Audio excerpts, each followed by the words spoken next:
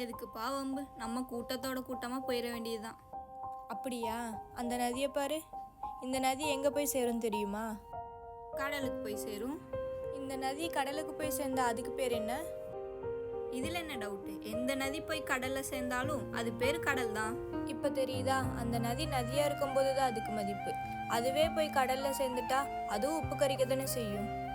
அது மாதிரி தான் நம்ம தனித்துவத்தை யாருக்காகவும் விட்டு கொடுக்கக்கூடாது. அப்படி விட்டு கொடுத்தோன்னா அந்த நதி மாதிரி தான் நம்ம மரியாதையும் போயிடும்.